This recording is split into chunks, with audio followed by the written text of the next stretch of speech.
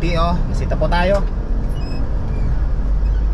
Back na po sa aking YouTube channel, Dan Drive YT na naman puli. So dito po tayo ngayon sa may C3. Sa may C3 po tayo. So dito po ngayon may mga ano po, may mga namamara. Meron pong LTO, nasita po tayo.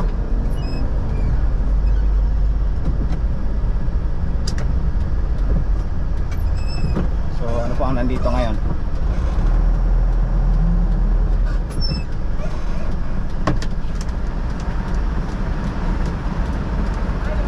Boss, pila mo dyan? Smoke belching. So ngayon po, nasa ano tayo? C3. So nasita po tayo ng ano? Smoke.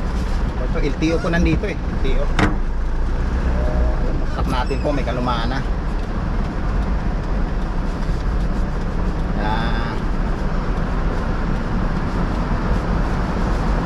Kailangan po natin mag-present ng ating ORCR. May smoking.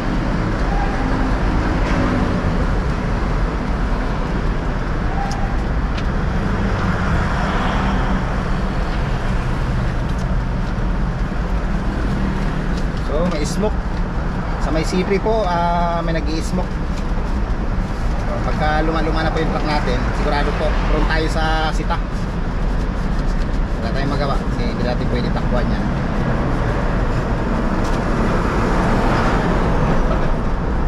So kung anong hihingi bibigay po natin. Sir, ORCR. para saan sir? May smoke? Belching. Sige po. Saka lisensya. Okay. Bike naman tayo.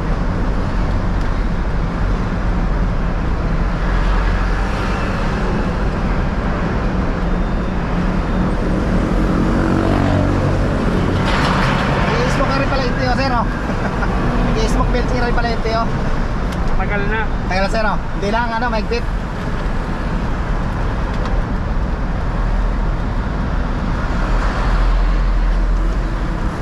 Ayan guys, kaantay tayo kasi naano tayo eh. May smoke, so bumbahin natin to.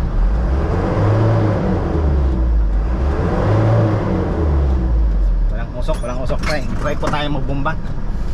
Wala pong usok yung ano natin. Wala pong usok yung truck natin. So nasa ano po ito? C3.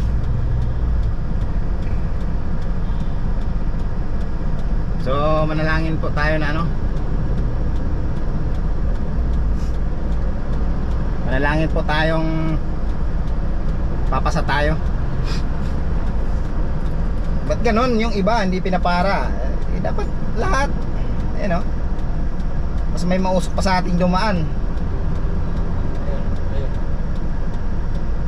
Yung mga bago-bago siguro nakakano, yung mabilis na parahin. Pasa naman po siguro tayo kasi malinis naman yung ano natin.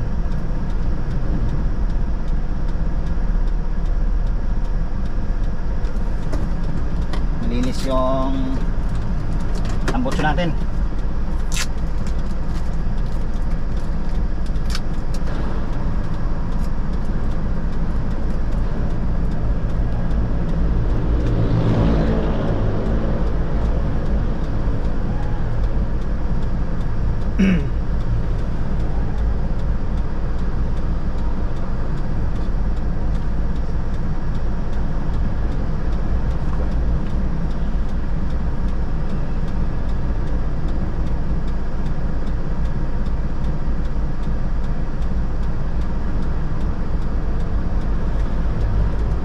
Nakapila tayo.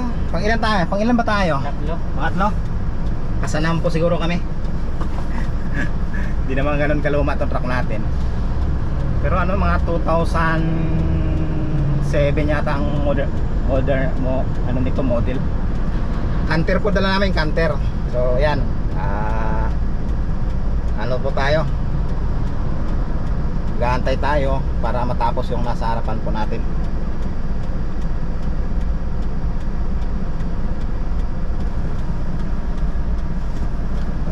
So next tayo, next. Hindi ko alam po yung ano nito, yung ano nila, yung pasa. Ayan na po. Ayan.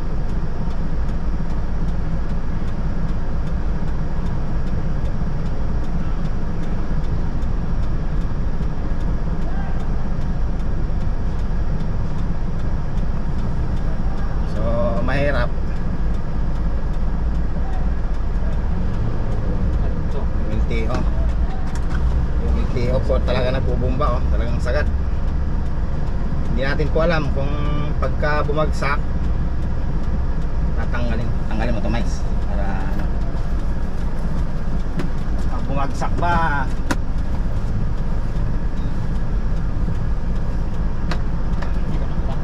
tatanggalin ba yung plaka natin.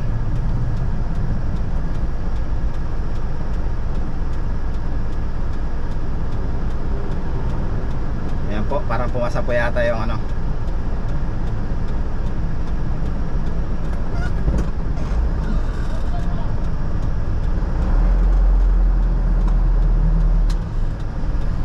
Sagasaan pa yata natin.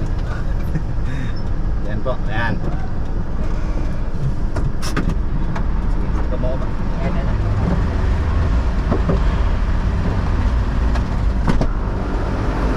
Sir, sana pumasa.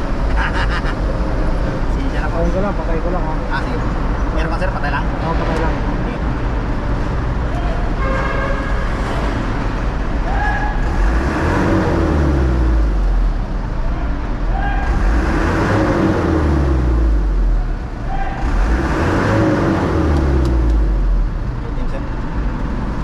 Itim sir ah. Or CR daw. Ha? Or CR. CR? Oo. Ayan sir. Sige sir, thank you po. Thank you. Thank you po. Thank you. Ayan guys, salamat tayo, pumasa. Pumasa tayo sa pila. Ito po. Lisensya ko nandyan. Ano? So okay na po. Kawawa po talaga yung mga medyo luma-luma na. Ayan sila, kuya. Dali tayo ng LTO. Ayan po, malinis na po yung truck natin. So ayan guys, pag ano, bahala na kayo kung dadaan kayo rito. Choice nyo yan. Sa C3 yan, C3. Yan. Yan, yung truck natin malinis, tambotso. Lagi tayo maglinis. So kami naman, yung truck namin malinis talaga. Malilinis yan. Hindi yung binibiling truck ni boss, yung mga ano yan, mga local. So itong ano namin, ang model nito 2005 model yata to, 2006 Canter. So yan, pumasa tayo dun sa smoke test nila. Dali tayo, mahigpit po yun sa totoo lang, kasi ano po yun, LTO po yun. Hindi po yun mga local government lang na naninita-nita sa ano, sa mga smoke na tulad ng mga ASBO, yan, yan ganyan. LTO po talaga yun, talagang mahigpit sila. Hindi mo po pwedeng kausapin yun. Talagang kung bumagsak ka, bagsak po talaga yan. So yan, napasa po tayo. Pero pansin ko, siyempre may kalumaan yung truck natin. Napansin ko yung ano, yung may itim na lumabas konti. Pero hindi talaga yung talagang nagbubuga ng mga maitim na ano.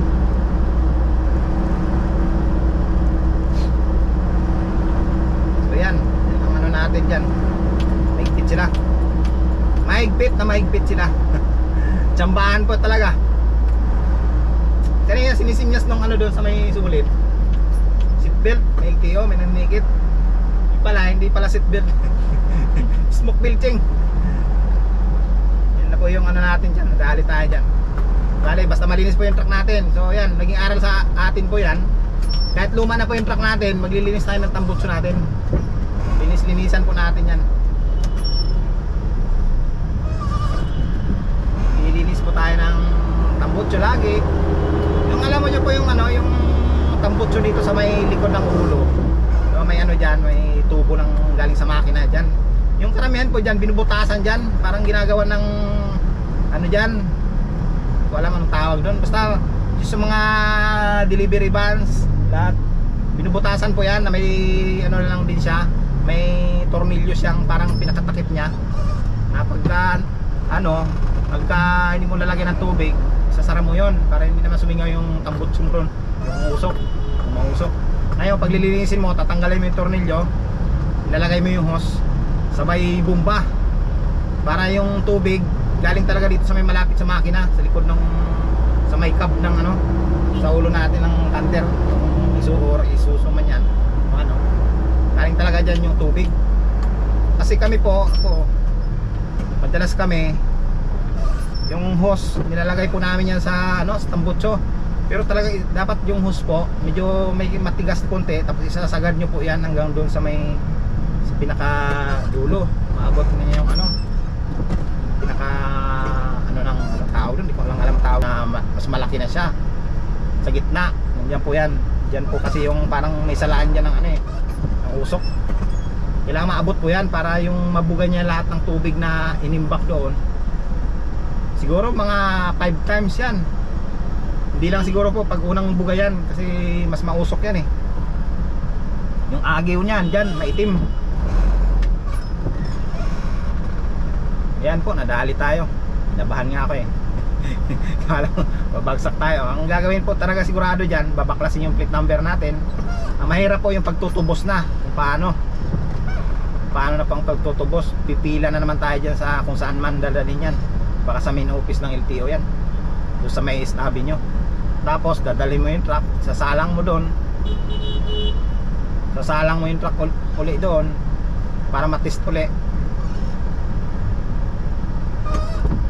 yung truck, para maklear na yung ano mo, yung registro mo, na wala kang ano, maayos yung ano mo, yung makina mo, hindi mausok. Ay nako. So yan lang po, ingat po tayo dyan sa ano, sa C3. Yung medyo mga lumalubang truck na, maglinis tayo ng tambutso natin, o ipagawa na natin yung ano. Ang iba yan, pinapakalibrate eh. Pinapakalibrate yan. Dati kami, may mausok kami truck. Kasi tulad yan po, LTO, wala tayong kawala dyan, mas mahigpit po yan sila eh, LTO.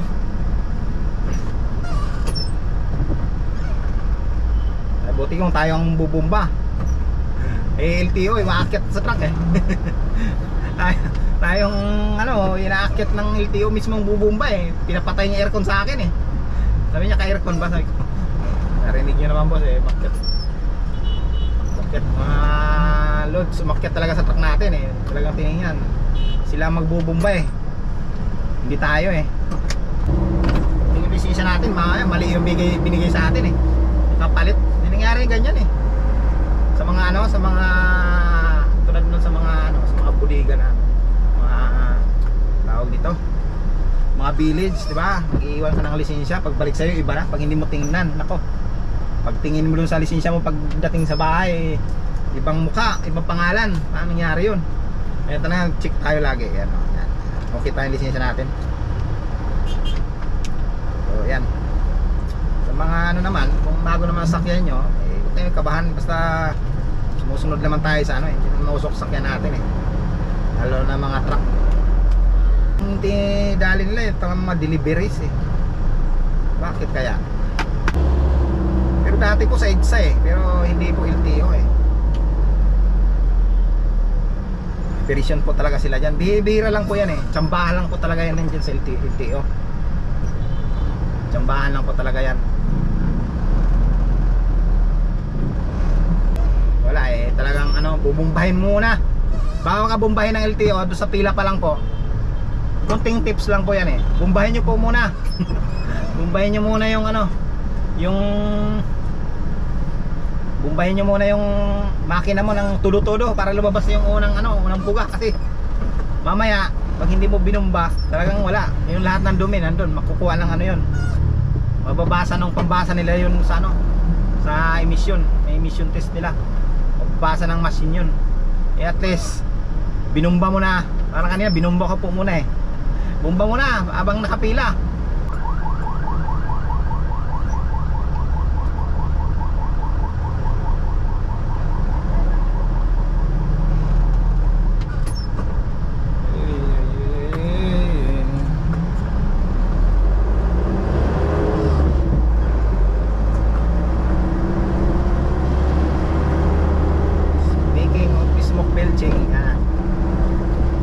Bira-bira lang ako mapara ng smoke filtering, pero kinabahan pa ako eh. LTO po yun eh. Wala tayong ano doon, lusot. Kita mo yung ano, yung likod ng sasakyan. Abotso, maputi yung usok. Tapos nung na-try na po namin ano, nagkarga kami siguro halos isang buwan din yun. Hindi naman araw-araw magkakarga ng diesel siguro. Every 3 days. Every 3 days nagkakarga kami. Yun, di-power yun, sunod-sunod yun. Pero hindi pa ganoon po kamahal ng ano nun. Hindi pa ganoon kamahal ang diesel natin. Medyo mababa pa para ngayon. Yung kasagsagan ng pandemic. Ayan. Karga kami ng pay-power. Mga ilang buwan lang nawala yung usok. Hanggang ngayon, okay na uli. Kaya siguro yung natsamba lang siguro ba? O tsamba lang o talagang maganda sa mga ganyan yung ano, power diesel nila. Mahal nga lang po talaga. Siguro mas ahid siya doon ng 4 pesos or 3 pesos doon sa ano, doon sa normal na diesel, yung ano, fuel save sinasabi nila, fuel save ng Shell. Pero sa diesel sigurado po pagka medyo luma-luma na yung makina mo, try nyo po yung ano, Shell B Power. Medyo mahal nga lang po konti, pero siyempre malilinis naman yung makina mo, wala yung mga usok-usok, pwede na yun. Kasi katulad po nyan, na-smoke tayo, sita tayo ng smoke, tanggal yung plaka natin. Ano pa ang mangyayari? Tanggalin yung plaka, dadalhin doon sa main ng LTO. Siyempre ayusin nyo pa yan. Hindi mo na pwede pong, kasi pag kukunin nyo po yung plate number doon, plaka natin, pag tinubos mo doon, dala-dala mo po yung truck na ano, yung truck na pinagkabitan ng plate number. Dala-dala mo yan doon kasi ititesting ulit nila yan. Kaya pag bumagsak ka uli, hindi po yan ibibigay sa iyo yung ano. Hindi po yan ibibigay sa iyo yung plaka mo pag bumagsak ka uli. Kaya mangyayari, pag calibrate ka ng ano mo, yung tawag doon, injection pump. Nala ko, baklasin yan. Pa-calibrate mo yan doon sa mga ano, calibration center yan. Dati dinala namin doon sa ano dati, sa diesel ano, hindi ko na wala, diesel, basta may diesel siya eh, pangalan ng nagka-calibrate. Baklas yun, tinubos namin doon. Pero kailangan dadalhin mo yung sasakyan mo na malinis na, kasi pag ganoon pa rin madumi, hindi mo pa rin makukuha yung ano, babagsak ka pa rin. Ang nangyayari doon, okay, kaka-record ko sa LTO ganyan.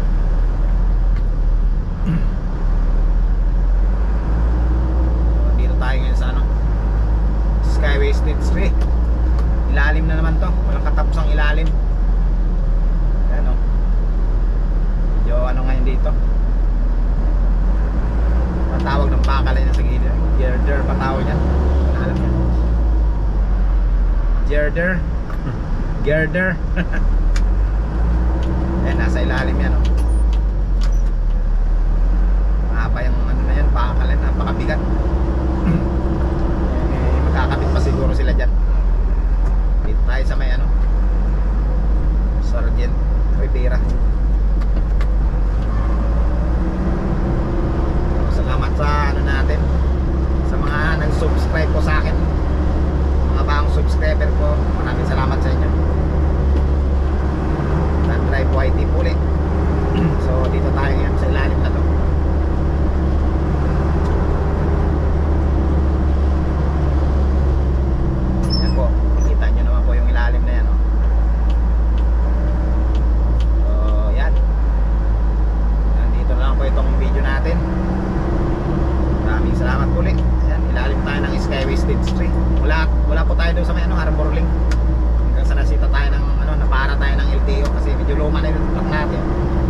2006 model po yata to. Pinakauling ano, pinakauling mukha ng